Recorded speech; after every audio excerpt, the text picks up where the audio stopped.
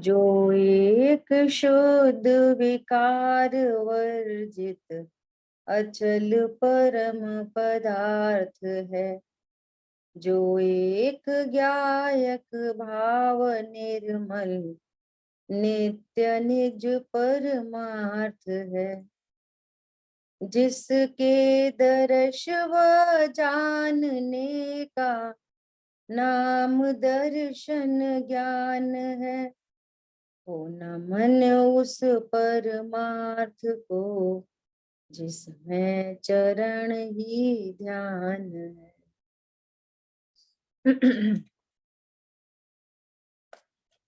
नए रहस्य के माध्यम से जिन वाणी के मर्म को कैसे समझा जाए, ये हम लोग तैयारी कर रहे हैं। नए रहस्य पुस्तक के माध्यम से अपन स्वरूप समझने की कोशिश कर रहे हैं। कल अपनी नयों के मूल भेद पर चर्चा एंड हुई थी। तो जिनागम में नए कई प्रकार के कहे, है ना, जिसमें यदि मूल नयों की बात करें तो द्रव्यार्थिक, पर्यायार्थिक और निश्चय व्यवहार, ये दो प्रकार के नय की यहाँ चर्चा चल रही थी, है ना। तो इसमें आप 33 नंबर, ये जो 32 नंबर पेज पे जो टेबल दी हुई थी, है ना, इसको अपन देख रहे थे।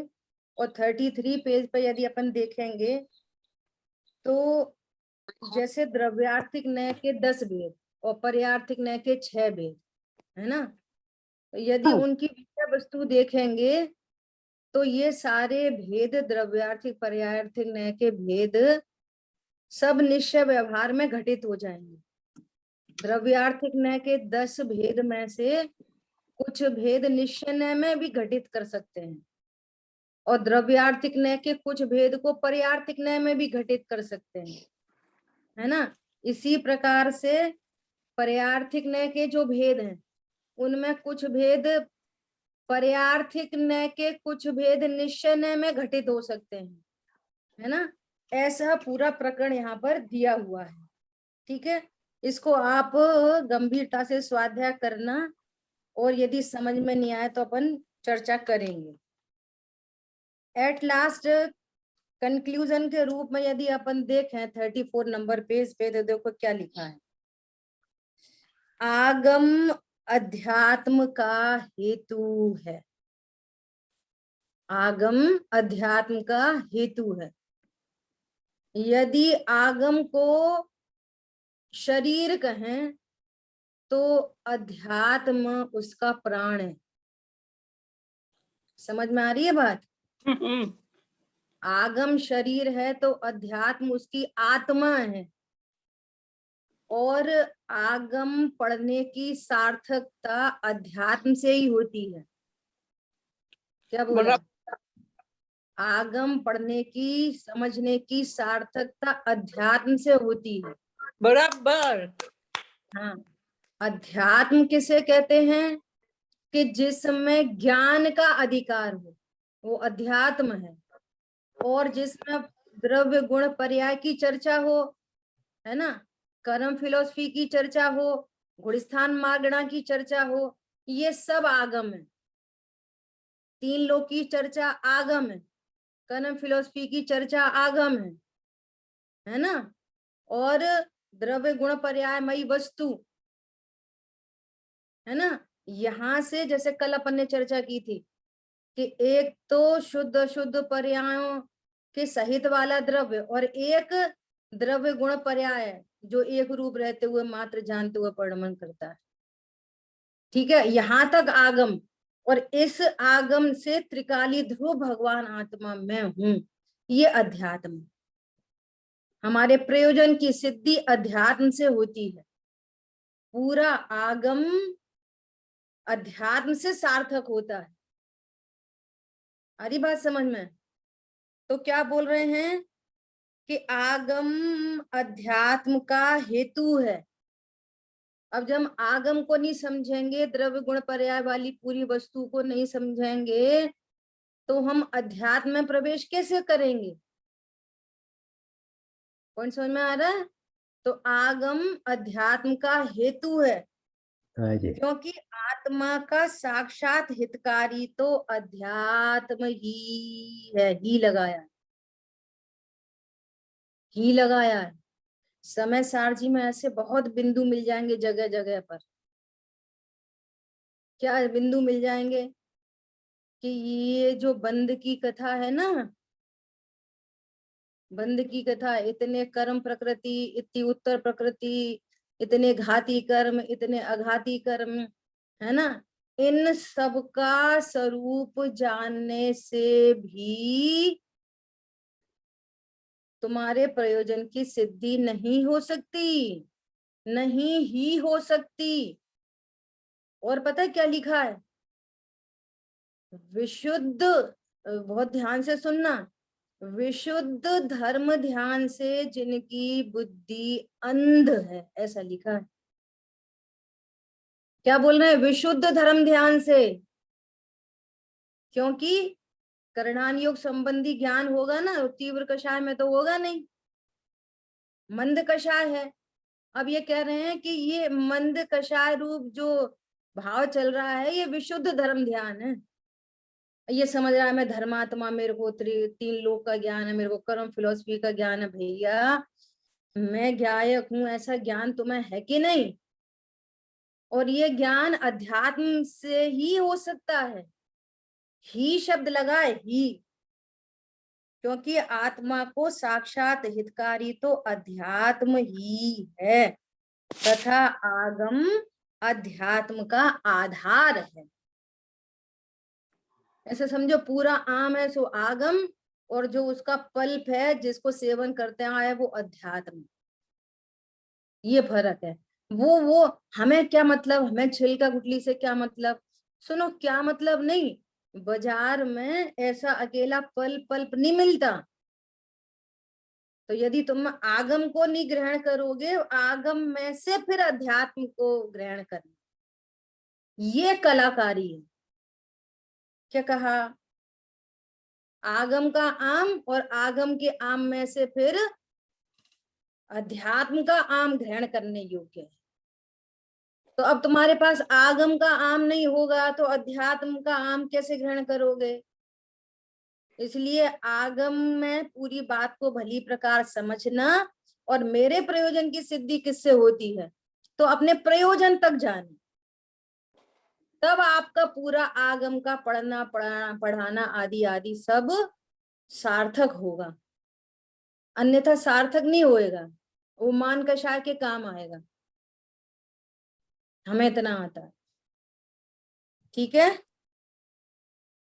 तो आगम अध्यात्म का आधार है, कारण है या साधन है। अतः द्रव्यार्थिक ने पर्यार्थिक और निश्चय व्यवहार, इन दोनों युगलों को नयों के मूल भेद मानकर भी अंततः यही निष्कर्ष निकलता है कि नयों के मूल भेद निश्चय व्यवहार ही हैं, और जिनागम में द्रव्यार्थिक पर्यार्थिक कह के भी चर्चा है, लेकिन अधिक चर्चा निश्चय व्यवहार करके ही है ना। और द्रव्यार्थिक पर्यार्थिक ने वस्तु पर रखे, हाँ जी। ये संबंध नहीं बताते किसी अन्य से, ये तो वस्तु दिखाते हैं, ये द्रव्य स्वभाव, ये पर्याय स्वभाव। द्रव्य स्वभाव को हम इतने इतने एंगल से देख सकते हैं, पर्याय स्वभाव में ऐसा ऐसा। ये वस्तु ओरिएंटेड ज्ञान है पूरा द्रव्यार्थिक पर्यार्थिक। और हाँ निश्चय जी। व्यवहार तो बहुत बहुत बातें करता है व्यवहार ने तो, है ना। उसकी चर्चा अपन अगले चैप्टर में ले रहे हैं अभी। तो हमारे प्रयोजन की सिद्धि, जो हमारे दिन भर उठना बैठना कथनी कहना जो कुछ चलता है, जिनवाणी में भी जो कुछ कहा सुना जाता है, तो वो निश्चय व्यवहार के भेद से जब हम वास्तविक बात समझेंगे, अरे ये तो व्यवहारने का कथन है। हाँ जी। व्यवहारने का कथन समझते से ही उसका वेटेज कम हो जाएगा। आपने स्टार्टिंग में बात की थी। और ये इंपॉर्टेंट बात क्या है कि नए ज्ञान में होते हैं, नए ज्ञान में होते हैं, श्रद्धा में नहीं। और व्यवहार ने जैसा कहता है ज्ञान उससे प्रयोजन साधता है, लेकिन वैसा का वैसा श्रद्धान नहीं किया जाता। ठीक है, ये और अपन विशेष चर्चा आगे करते जाएंगे। तो क्या कह रहे हैं कि नयों के मूल भेद निश्चय व्यवहार ही हैं, द्रव्यार्थिक पयार्थिक तो उनके हेतु होने से उन्हें भी मूल ने कहा गया है। ये पूरा इस चैप्टर का कंक्लूजन है। ठीक है, और हम तो आपसे ये कहना चाहेंगे कि इस चैप्टर को, जो नयों के मूल भेद हैं, 3-4 पेज हैं इसमें खाली, हाँ जी। तो आपको 28 नंबर पेज से लेके 35 तक है, 34 तक ही है बल्कि, तो 3-4 पेज है बस, आपको एक बार स्टडी करना चाहिए। ठीक है, अब अपन अपने मूल विषय पर आते हैं, निश्चय और व्यवहार नय। बहुत इंटरेस्टिंग चर्चा है, बहुत मार्मिक चर्चा है। अपन कोशिश ये करेंगे कि जिनवाणी में जहां जहां ऐसे निश्चय नय व्यवहार नय का प्रयोग है, तो हमें ये समझ में आ जाए कि हमारे प्रयोजन की सिद्धि कैसे होगी। अपना पर्पस क्या है? अपना पर्पस मात्र नयों को सीखना नहीं है, अपना पर्पस है कि नयों के माध्यम से नयातीत आत्मा को जानना। बात समझा जी। अपना पर्पस क्या है? हम आत्मा को नयों में जानना। ही रुक जाए, हाँ हमें समझ में आ गए द्रव्यार्थिक पर्यार्थिक ने निश्चय ने व्यवहार ने उनके इतने भेद इतने भेद। ये पर्पस नहीं लेके पढ़ना। पर्पस हाँ, क्या है? आत्मा को जानना। आत्मा को जानना। और आत्मा को जानना नहीं, मैं आत्मा हूं ऐसा जानना। क्या वो बोला? नए हाँ, अब उन दोनों ही वो फर्क नया पड़ चित जाता है। है। मैं आत्मा हूं ऐसा जानना अपना प्रयोजन। ठीक है, हाँ जी। अभी देखो 37 पेज है, इसमें 6 टॉपिक दिए हुए हैं। निश्चय और व्यवहार ने की परिभाषा एवं विषय वस्तु, निश्चय व्यवहार की भूतार्थ अभूतार्थ, निश्चय व्यवहार में परस्पर विरोध या अविरोध, निश्चय व्यवहार में प्रतिपाद्य प्रतिपादक संबंध, निषेध निषेधक संबंध, इनकी है उपादेयता। ये 6 टॉपिक इस चैप्टर के अंदर है ना। हाँ जी। अपन समझने की कोशिश करेंगे और अपने टारगेट के अंदर ये जो चैप्टर है ये अपन को समझना पढ़ना बहुत आवश्यक है, क्योंकि हम बार बार है ना गलती हो जाती है, हम समझ नहीं पाते कि क्या स्वरूप है इनकी, विषय वस्तु क्या है ना। तो कोशिश ये है कि आज और कल में ये चैप्टर अपना पूरा होना चाहिए, और फिर लास्टली अपन 2 दिन के अंदर में वो जो चार्ट है इसका स्वाध्याय करेंगे, फिर अपन अपने ग्रंथ पे वापस आ जाएंगे। ठीक है, ठीक है देखो जी। यहाँ ऊपर समय सार जी की 27 गाथा कोड की है, निश्चय व्यवहार की परिभाषा बताने के लिए। क्या बताया है? व्यवहार ने कहता है कि जीव और देह एक ही है, और निश्चय ने कहता है कि जीव और देह कदापि एक नहीं हो सकते। तो ये क्या चक्कर है? व्यवहार ने कुछ कहता है, निश्चय ने कुछ कहता है।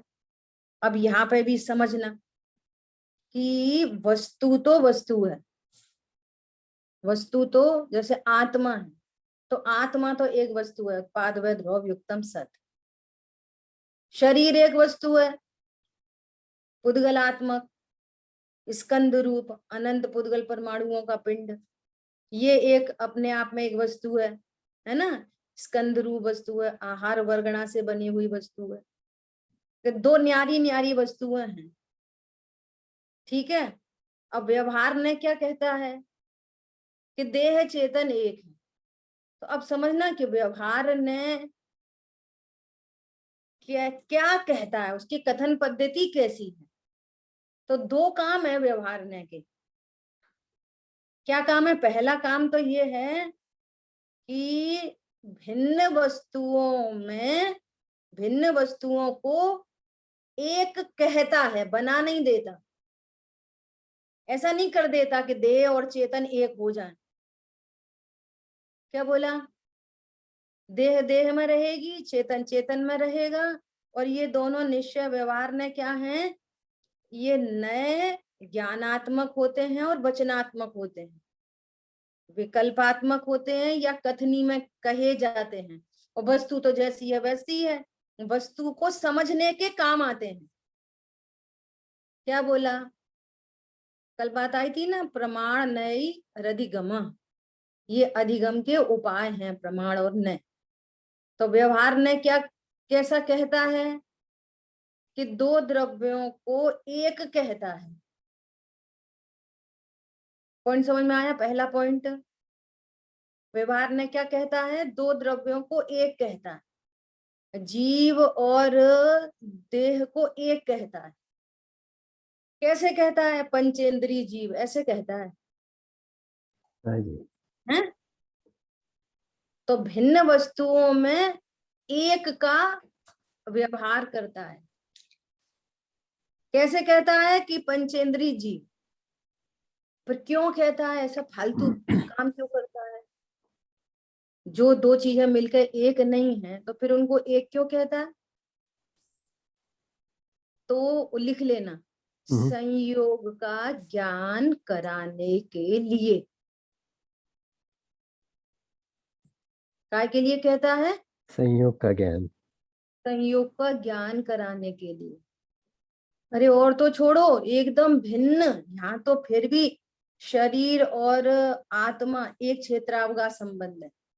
तो एकदम भिन्न पदार्थ है ना, चेतन अचेतन पदार्थ, उनको भी जीव का कह देता है। उनको भी, जो प्रगट ही जुदे धनधामा है, उनको भी जीव का कह देता है। तो ऐसा क्यों कहता है? इससे हमारे को क्या फायदा मिलेगा?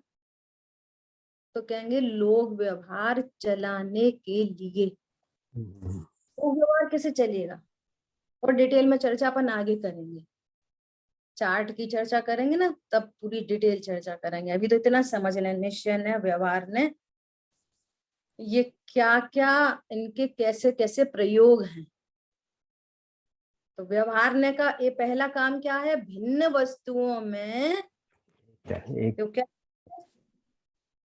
इस प्रकार दो भिन्न वस्तुओं में एकता स्थापित करता है। ये व्यवहार ने का कार्य है। दो वस्तुओं को एक कहेगा, कर नहीं देगा। इस पॉइंट पे जोर डालना है। वो कहेगा, कर नहीं देगा। हो नहीं जाती दो वस्तुएं मिलकर एक। जैसे ह्यूज अमाउंट में यदि सोना है और थोड़े अमाउंट में चांदी है, और दोनों को हाई बॉइलिंग पे एकदम मेल्ट करके एलॉय बना दिया, तो एक जनरल, ये सोने का गोला है, ये सोना है, ऐसा व्यवहार किया जाता है। सोना है, ये सोने की अंगूठी है, लेकिन उसमें कुछ तांबा भी है, उसमें कुछ चांदी भी है, कुछ अन्य मेटल भी है, लेकिन सोने का व्यवहार किया जा रहा है। ऐसा कथन करने पर भी उसमें जितनी चांदी है वो सोना नहीं बन जाएगी, उसमें जितनी कॉपर है वो सोना नहीं बन जाएगी, बस कथन किया जाएगा। समझ में आ रही है बात? और हम ये समझने जा रहे हैं कि यदि हमारे को ऐसा कथन मिले तो हम उसको व्यवहार के खाते में डालेंगे, और फिर हम ये समझ जाएंगे कि ये व्यवहार ने ऐसा कह रहा है, ऐसा वास्तविक स्वरूप नहीं है, फालतू में नहीं कह रहा, किसी अपेक्षा को बता रहा। समझ में आ रही है बात?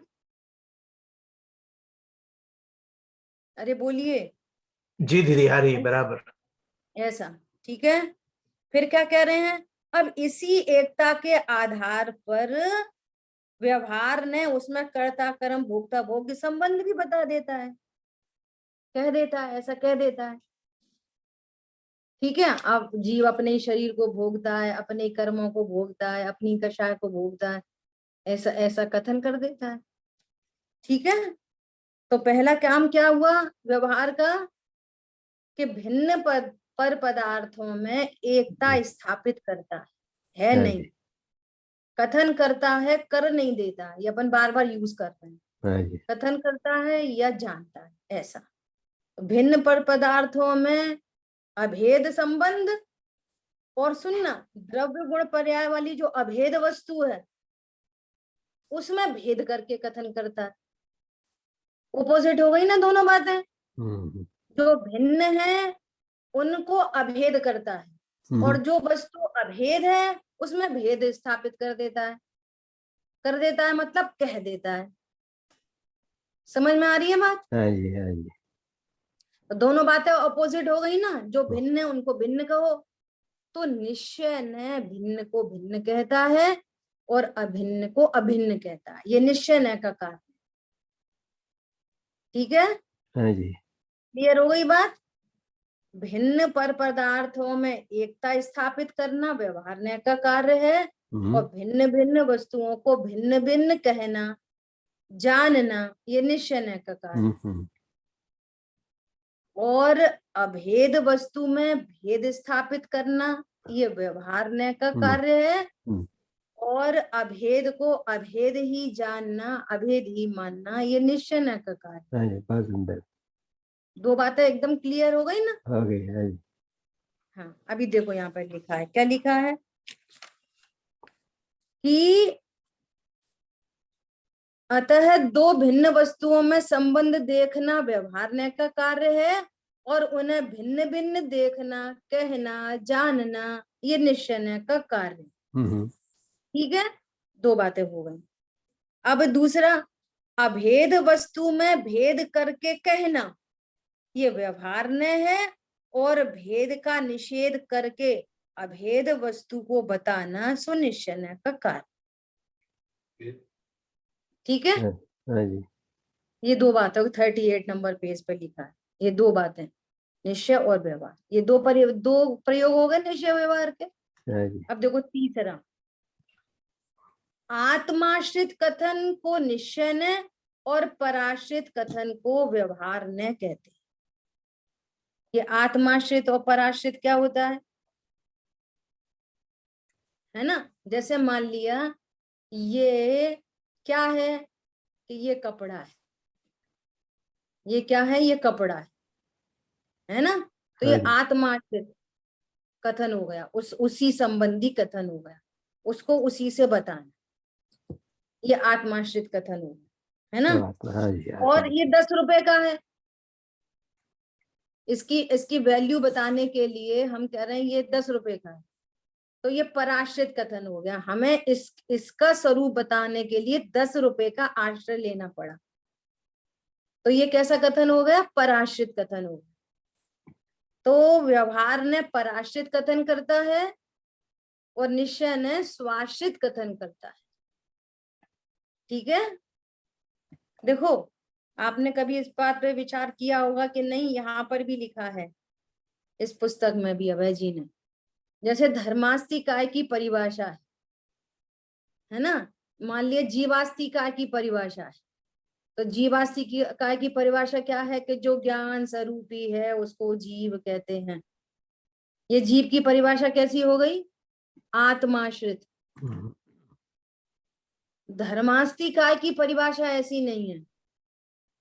धर्मास्तिकाय की, अधर्मास्तिकाय की, आकाश द्रव्य की, काल द्रव्य, 4 द्रव्यों की परिभाषाएं पराश्रित हैं। कैसी धर्मास्तिकाय की परिभाषा कैसी है? जो जीव और पुद्गलों को गति में हेतु है। परिभाषा है धर्मास्तिकाय की, बता किससे रहे हैं? जीव और पुद्गल से। तो ये कैसी परिभाषा हो गई? पराश्रित। हाँ जी। समझ में आ रही है? स्वाश्रित पराश्रित। हाँ जी। एक एग्जाम्पल और, जैसे ऐसे कहो, ओहो केवल ज्ञान। केवल ज्ञान मतलब क्या? कि पूर्ण शुद्ध पर्याय, ज्ञान की पूर्ण शुद्ध पर्याय को केवल ज्ञान कहते हैं। तो ये कैसा कथन है? आत्माश्रित। हाँ जी। लेकिन हमारे को समझ में ही नहीं आई कि पूर्ण शुद्ध पर्याय क्या होती है, कैसी होती है वो पूर्ण शुद्ध पर्याय। तो फिर उसकी महिमा करने के लिए क्या बताया? सकल द्रव्य के गुण अनंत पर्याय अनंता जाने एक ही काल प्रकट केवली भगवंता। हम केवल ज्ञान का स्वरूप किससे बता रहे हैं? लोक से। तो हमें उसकी महिमा आ गई, पराश्रित कथन से महिमा आ गई।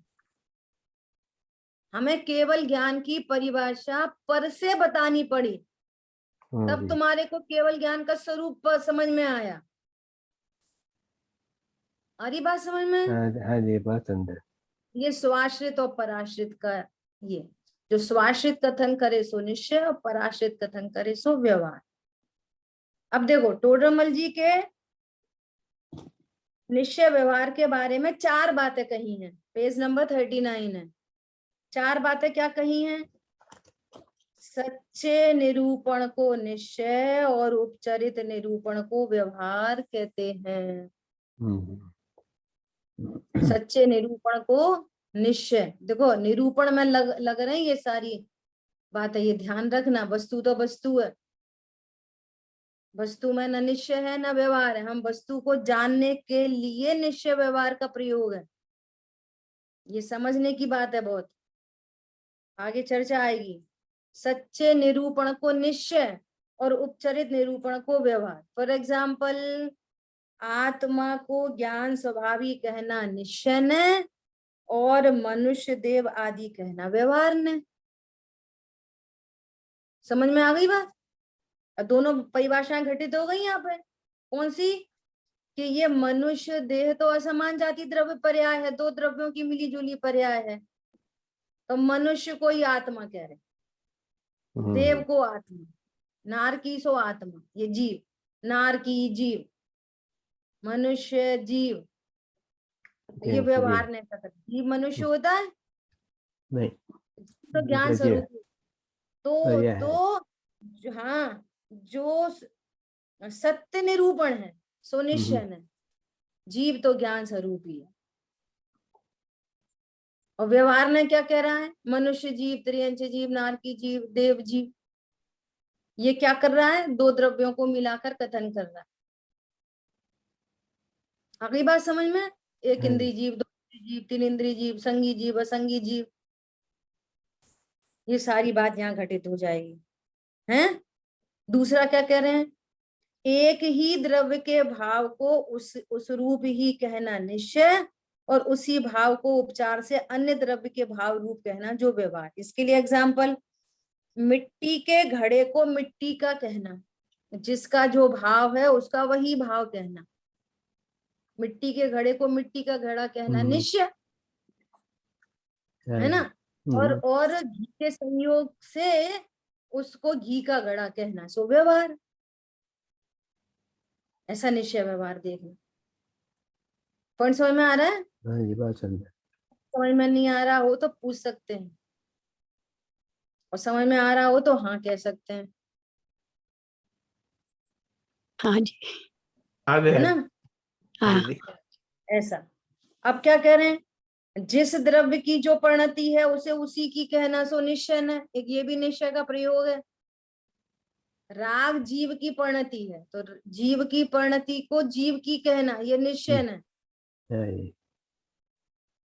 है ना। और राग को कर्मकृत कहना, कर्म का कहना, पुद्गल का कहना, ये व्यवहार में तो दूसरे द्रव्य की तरफ से बोल रहे हो, है ना।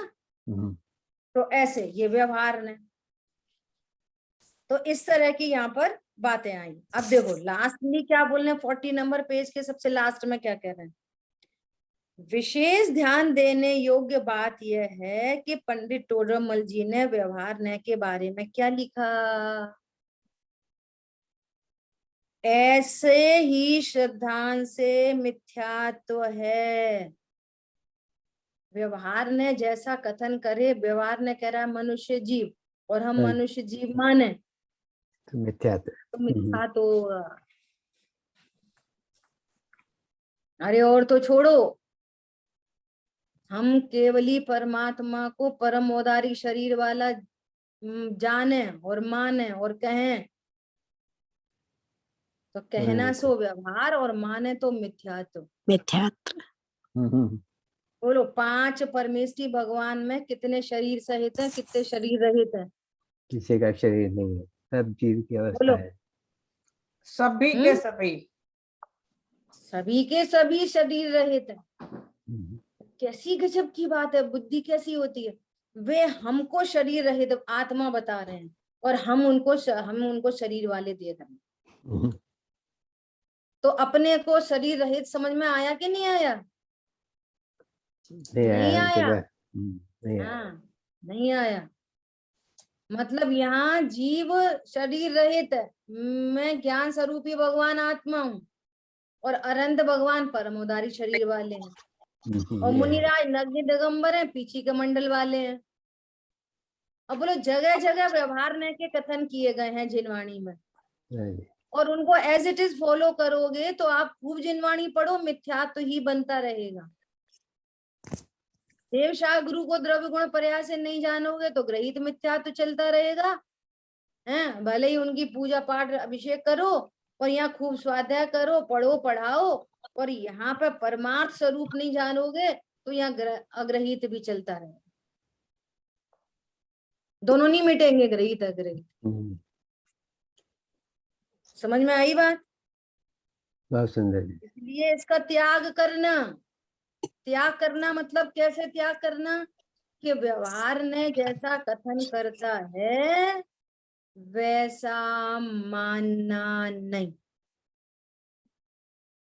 व्यवहार ने जैसा कथन करता है वैसा मानना नहीं। तो ऐसे कथन क्यों करते हो भाई कि जिसको मानना नहीं हो? ऐसे कथन क्यों किए? कि किसी अपेक्षा से कथन किए। वहां पर भी हर व्यवहार ने के कथन का भी कोई ना कोई प्रयोजन है, वो निश्चय का प्रतिपादन करता है। आपसे पूछो, मिश्री किसी अंधे ने कभी मिश्री देखी नहीं, है ना? अब बताओ भैया, अंधा मत बोलो, ऐसा किसी व्यक्ति ने मिश्री नहीं देखी, अब उसको बोलो कि मिश्री कैसी होती है, तो कहेंगे मिश्री मिश्री होती है। अब ये तो परमार्थ का कथन है कि मिश्री मिश्री होती है, लेकिन अगर आप 100 बार भी बोलते रहोगे ना कि मिश्री मिश्री होती है, तो उसको कुछ समझ में आने वाली नहीं है। और जैसे ही आपने भेद स्टार्ट किया, अरे मिश्री मीठी होती है, तो मिश्री मीठी होती है कि रसगुण की पर्याय मीठी होती है? बोलो। मीठा तो रसगुण की पर्याय है। हाँ, रसगुण की पर्याय मीठी होती है। मिश्री तो निष्क्रिय पदार्थ है, महामहिम वस्तु, हाँ जी। और उस एक पर्याय पर पूरी वस्तु का उपचार किया जाता है। सीधे सीधे बोलते हैं मिश्री मीठी होती है। मिश्री तो अनंत गुणमयी, मिश्री में अकेली मिठास है क्या? आनंद। मिश्री अनंत गुण संपन्न है। लक्षण है। हाँ, लक्षण से बात करनी पड़ती है। जैसे ही बोला मिश्री मीठी होती है तो मिश्री समझ में आ गई। उसके शेप साइज से बताओगे इतने आकार की होती है, 1 बाई 1 इंच की होती है, छोटे छोटे दाने होते हैं, बड़े बड़े दाने होते हैं। अब ऐसा आप जितने भेद प्रभेद से चर्चा करने लग जाओगे, नहीं उसके समझाया। वर्ण गुण की पर्याय से बात करने लग जाओगे, मिश्री सफेद होती है, तो अब ये भेद चालू हो गए। अरे, और क्या अकेले तो भेद चालू नहीं हुए, ये व्यवहार हो गया। और असंयोगी कथन भी करेगा, पराश्रित कथन भी करेगा। कैसे कर पता है आपको? महंगी होती है चीनी, तो मिल जाती है 50 रुपए किलो, मिश्री मिलती है 100 रुपए केजी। तो अब मिश्री की वैल्यू किससे करने लगे? पैसों से करने लग गए। ये पराश्रित कथन हो गया। सो समझेगा नहीं। ऐसा होने से व्यवहार ने हो गया। समझ आई बात? हाँ जी। अरे वो वाली मिश्री लेके आओ, डिब्बे वाली, वो वाली मिश्री लाओ, शादी वाली। कितने कथन हो सकते हैं मिश्री के? हाँ जी। तो शादी वाली क्यों कह रहे होगे? वो शादी में हम खरीदी थी ना, वो वाली लाओ। तो प्रयोजन सिद्ध हो रहा है ना उससे, कि घर में और भी रखी है लेकिन वो पुरानी है, उसको पहले खत्म करनी है। वो शादी वाली लेके आना बेटा। अब मिश्री में तो कोई शादी वादी है नहीं है, लेकिन फिर भी उस व्यवहार के वचन ने परमार्थ दिखा दिया। पॉइंट समझ में आ रहा है? ऐसे प्रयोग है निश्चय व्यवहार। हाँ जी।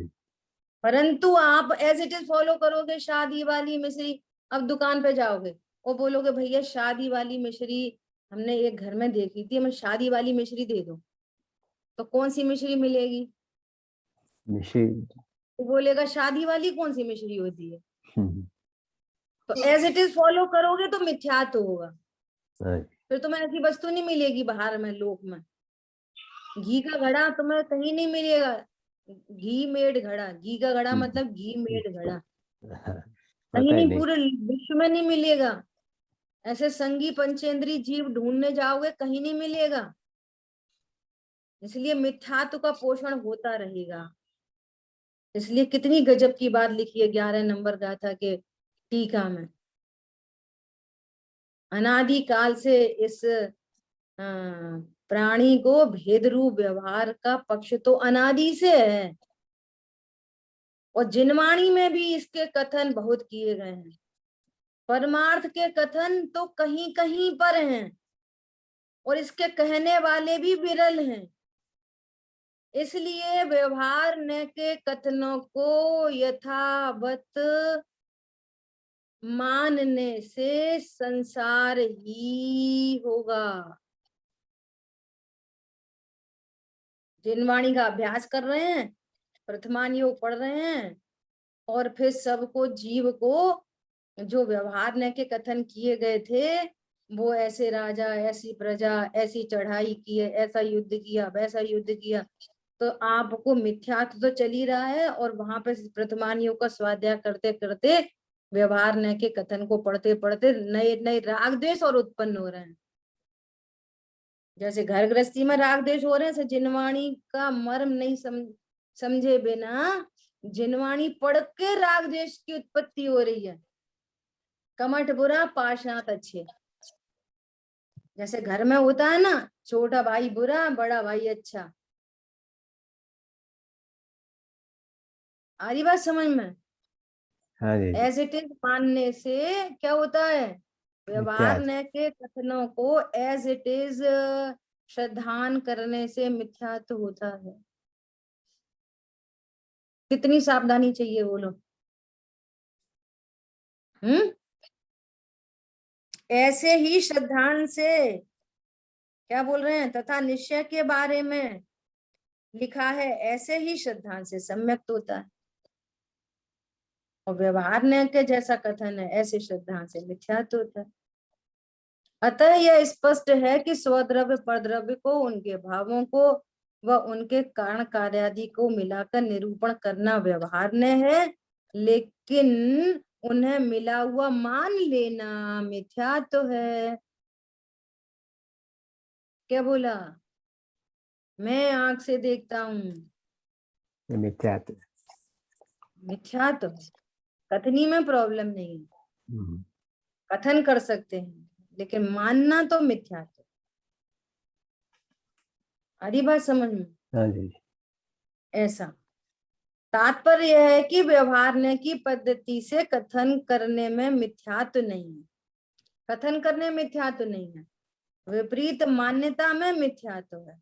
तथा यहाँ विपरीत मान्यता को व्यवहार नहीं कहा जा रहा, मात्र संयोग आदि की अपेक्षा निरूपण करने को व्यवहार ने कहा जा रहा। अब संयोग बताएंगे ना, संयोग से जो संबंध है, तो वो तो व्यवहार ने से ही कहना पड़ेगा। ठीक है, ऐसा। हाँ जी। अब देखो प्रश्न किया है यहाँ पर 41 पेज पे प्रश्न किया है, जब दो द्रव्य भिन्न भिन्न है तो मिलाकर कहने का क्या प्रयोजन है?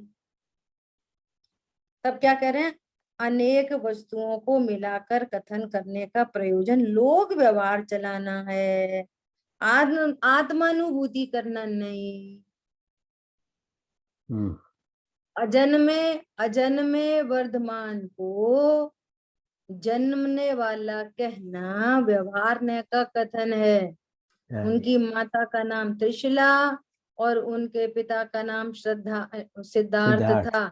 अजन्मे के माता पिता कहना व्यवहार ने का कथन है, लोक व्यवहार चलाने के लिए कथन है, लेकिन ये सम्यक दर्शन प्राप्त करने के लिए नहीं है। ये वाली बात, हाँ जी, सम्यक दर्शन प्राप्त करने के लिए तो बालक वर्धमान जीव राजा है, अजन्मा जीव राजा, न जिसका जन्म हुआ और न जिसका मरण होता।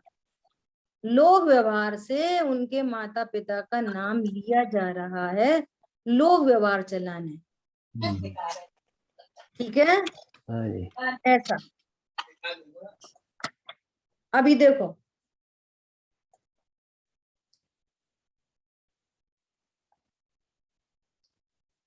दीदी अजीत जी कुछ कह रहे थे।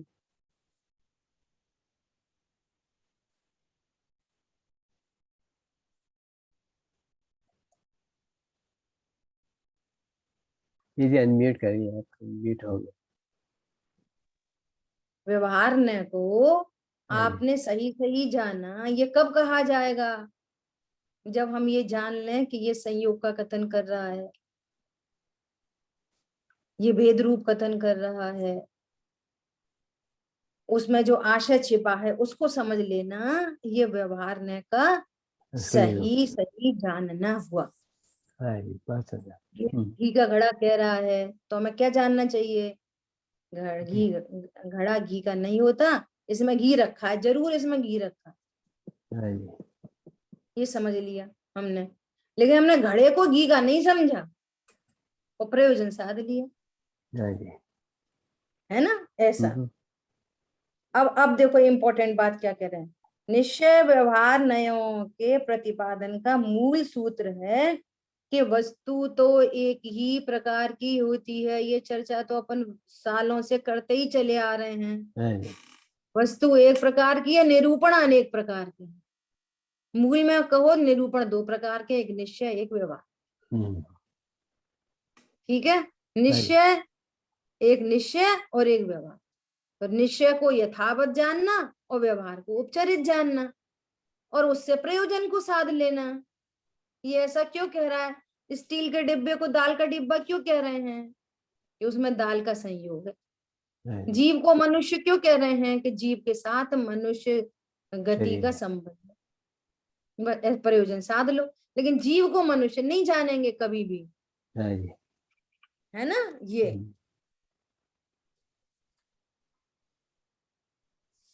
तो इस प्रकार कह रहे हैं निरूपण की अपेक्षा नए घटित होते हैं। अब देखो अभय जी भाई साहब ने 44 नंबर पेज पे एग्जाम्पल कोड किए हैं। जैसे उदाहरण घी का घड़ा, एक सेंटेंस आया, एक निरूपण आया। क्या निरूपण आया? घी का घड़ा। तो गलत मान्यता क्या है? घी घड़ा को घी को निश्चय और घड़े को व्यवहार मानना, अथवा घड़े को निश्चय और घी को व्यवहार मानना, ये गलत मान्यता है। घड़ा है सो निश्चय, घी है सो व्यवहार है। बोलो ऐसा निरूपण है क्या? कोई वस्तु में निश्चय व्यवहार घटित कर रहे हैं। एक वस्तु निश्चय होती है, दूसरी वस्तु व्यवहार होती है। जैसे बहुत लोग कहते हैं शरीर की क्रिया व्यवहार, उनका व्यवहार बहुत अच्छा है। शरीर की क्रिया व्यवहार और आत्मा की क्रिया निश्चय। बोलो ऐसा निश्चय व्यवहार है? नहीं। सबसे पहले तो आप वस्तु खड़ी करो कि हम निश्चय व्यवहार कहाँ लगा रहे हैं, किसमें लगा रहे हैं। यदि हम घड़े में निश्चय व्यवहार लगा रहे हैं, घड़ा पहले घड़ा एक वस्तु, अब घड़े में देखो निश्चय व्यवहार, मिट्टी का घड़ा, घड़ा मिट्टी का है। अब देखो सही मान्यता, घड़ा मिट्टी का कहना यथार्थ निरूपण और घी का कहना उपचरित निरूपण। घी के संयोग के कारण उसको घी का घड़ा कह रहे हैं। ठीक है, तुमने क्या गड़बड़ कर दी, गलत मान्यता क्या कर दी कि हमने ऐसी गलत मान्यता कर दी, घड़े को निश्चय कह रहे, घी को व्यवहार कह रहे। ऐसा एक द्रव्य निश्चय, दूसरा द्रव्य व्यवहार, ऐसा निश्चय व्यवहार होता है? नहीं होता। दो अलग अलग द्रव्यों में निश्चय व्यवहार लगाया जाता है क्या? नहीं। एक ही द्रव्य में एक ही समय में निश्चय व्यवहार का प्रयोग किया जाता है। ये लिख लेना बोल्ड लेटर्स में। एक ही द्रव्य में एक ही समय में, आगे पीछे नहीं, काल भेद भी नहीं, एक ही द्रव्य में एक ही समय में निश्चय व्यवहार का निरूपण किया जा सकता है। एक ही समय में ये पेन एक वस्तु है, ये निश्चय है, ये पेन निश्चय है कि व्यवहार है? पेन बोलो। निश्चय है, निश्चय है पेन। हैं? न निश्चय न व्यवहार, वस्तु निश्चय व्यवहार नहीं होती। हम्म, विश्व की कोई वस्तु निश्चय व्यवहार नहीं होती। लिख लो, हम्म। बोल्ड लेटर्स में लिख लो। वस्तु को देखने का एंगल निश्चय व्यवहार है। क्या बोला? वस्तु निश्चय, कोई विश्व की कोई वस्तु निश्चय व्यवहार नहीं। आत्मा निश्चय की व्यवहार, आत्मा आत्मा है, न निश्चय न व्यवहार। शरीर निश्चय है कि व्यवहार? बोलो। निश्चय तो नहीं राग रहता है। निश्चय है कि व्यवहार? राग राग है। राग है। रत्नत्र निश्चय है कि व्यवहार? रत्नत्र। चीनी निश्चय है कि व्यवहार? कुछ भी नहीं। कुछ नहीं, चीनी चीनी है। अब चीनी का निरूपण में निश्चय व्यवहार लगेगा। राग के निरूपण में निश्चय व्यवहार लगेगा। यथार्थ सो निश्चय, राग को राग जानना निश्चय, और राग को जीव का कहना सो व्यवहार, राग को पुद्गल का कहना सो व्यवहार। ये ऐसे निश्चय व्यवहार घटित होगा। दीदी समझ आपने आ रही है? उदाहरण दिया ना यहाँ कि पेन को पेन कहना। हाँ, कहना, तो कहने में आया ना, कहने में तो आया निश्चय, ना निरूपण। तो निश्चय हुआ जैसे ना। कथन शुरू हुआ सो निरूपण शुरू हो गया। अच्छा। पेन तो पेन है, अब पेन को पेन कहना निश्चय, पेन को पेन जानना निश्चय, कहना और जानना ये निश्चय है ना। और पेन में भेद कर दो, लंबाई चौड़ाई बताने लगो तो व्यवहार, और मेरा तेरा कहने लगो व्यवहार। पेन किसका होता है? पेन का। नहीं होता, पेन तो पेन का ही है। बहुत गजब बातें हैं। पुत्र किसका होता है? टाइम हो गया अपना।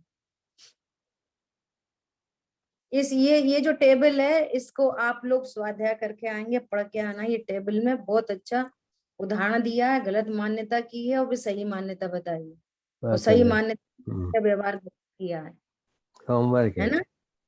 हाँ, ये होमवर्क है आपका। फिर कोशिश करेंगे कि कल ये चैप्टर पूरा हो जाए, फिर अपन चार्ट पे आएंगे। ठीक है?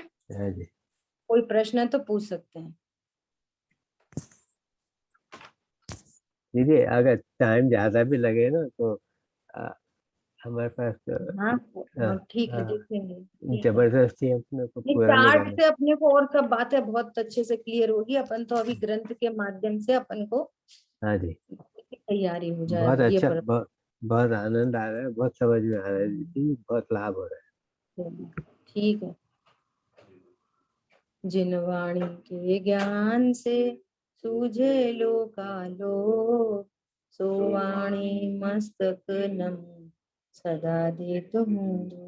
बोलिए द्वादशांगमयी जिनवाणी माता की जय हो। जय हो। जय जिनेन्द्र सभी जय को। जिनेन्द्र। जय जैन सभी को।